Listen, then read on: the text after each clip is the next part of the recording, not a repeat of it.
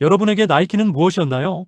누군가에겐 승리의 상징이었고, 누군가에겐 신발장에 놓인 가장 큰 자부심이었습니다. 저스트 두잇이라는 문구 하나에 전 세계가 열광하던 시절, 나이키는 꺾이지 않는 절대 제국이었죠.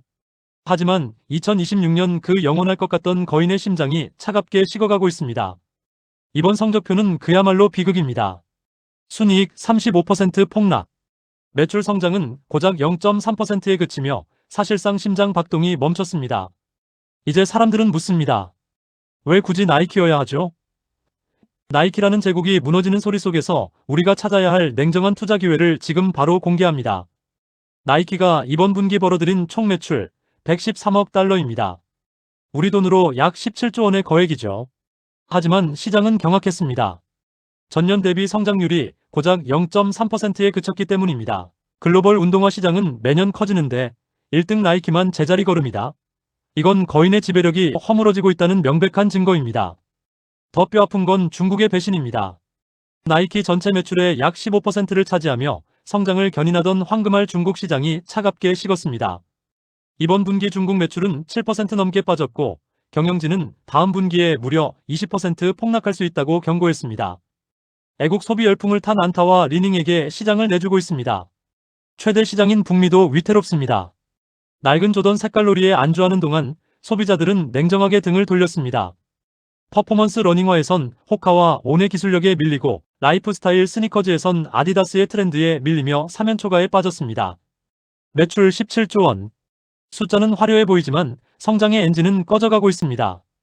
이번 분기 나이키의 순이익은 전년 대비 무려 35%나 폭락했습니다. 지난 8년간 나이키가 전사적으로 밀어붙였던 D2C 전략이 뿌리부터 흔들리고 있기 때문입니다. 나이키는 중간 마진을 독점하겠다며 오랜 파트너였던 편집숍들을 정리했지만 치명적인 오판을 했습니다. 고객은 여전히 신발을 직접 신어보고 비교하고 느껴보길 원한다는 본질을 간과한 겁니다. 소비자들이 집 앞 매장에서 나이키를 찾지 못할 때 나이키의 충성 고객들은 빠르게 이탈했고 핵심 동력이던 디지털 매출마저 10%나 급감하며 D2C 신화는 깨졌습니다. 여기에 대외적 악재가 나이키를 덮쳤습니다. 유례없는 강달러 현상은 중국과 유럽에서 벌어들인 돈의 가치를 깎아먹었습니다. 설상가상으로 이번 분기 실효세율까지 급격히 상승하며 세금 부담이 가중되었습니다.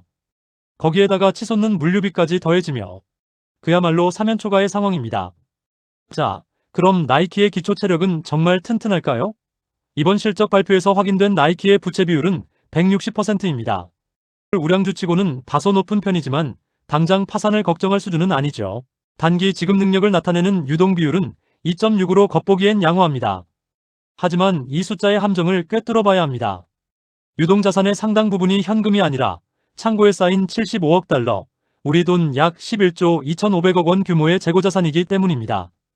뼈를 깎는 할인 판매를 진행했음에도 재고는 전년 대비 고작 1% 줄어드는 데 그쳤습니다. 안 팔리는 구형 모델들이 현금의 길목을 꽉 막고 있다는 증거입니다. 단 1년 만에 현금이 20억 달러, 한화로 약 3조 원이 증발했습니다. 재무 수치는 멀쩡해 보이지만 실제로는 혁신에 써야 할 기업의 혈액이 창고 안의 신발 더미에 갇혀 빠르게 마르고 있습니다. 이런 실적 악화 속에서도 나이키가 포기하지 않은 단 하나, 바로 24년 연속 배당 인상입니다. 나이키는 이번에도 분기당 주당 0.41달러의 배당을 선언했습니다. 주가가 46달러 수준까지 내려앉으면서 역설적으로 시가 배당률은 약 3.5%까지 치솟았습니다. 이제 나이키는 성장주가 아닌 배당주로서 간신히 주주들을 붙들고 있는 겁니다. 여기서 우리가 주목해야 할 숫자는 94%라는 배당 성향입니다. 쉽게 말해 나이키가 100원을 벌어서 무려 94원을 주주들에게 퍼줬다는 뜻입니다.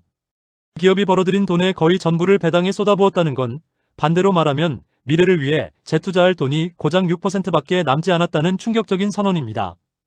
24년 배당 신화는 나이키의 제도약을 가로막는 독이 든 성배가 될지 모릅니다. 나이키의 주가가 45달러까지 밀려나 충격을 던졌습니다. 누군가는 이 숫자를 보며 거인의 몰락을 예견하고 또 누군가는 10년 만에 찾아온 역대급 기회를 말합니다. 고점 대비 70% 가까운 하락은 분명 공포스러운 수치지만 이 가격이 정말 저렴한 것인지에 대해서는 냉정한 계산이 필요합니다. 현재 나이키의 PER은 약 25에서 26배 수준입니다. 주가가 깎이는 속도만큼 기업의 이익 또한 급격히 마모되었습니다.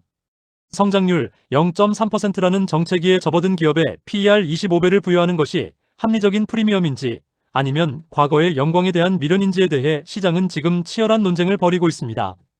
물론 나이키가 가진 독보적인 브랜드 자산은 장부상 숫자로 다 설명할 수 없는 강력한 힘을 가집니다. 하지만 시장의 눈높이는 이제 혁신 기업에서 성숙기 제조사로 옮겨가는 리레이팅의 파고를 넘고 있습니다. $46라는 숫자가 진정한 바닥이 되기 위해서는 단순히 싸지는 것을 넘어 잃어버린 성장 동력을 증명해내야 합니다. 나이키가 다시 뛰기 위해 풀어야 할 첫 번째 숙제, 바로 조던 색깔놀이의 중단입니다. 희소성이 생명인 조던 브랜드를 무한 복제하며 단기 실적에만 급급했던 지난 8년의 과오를 끊어내야 합니다.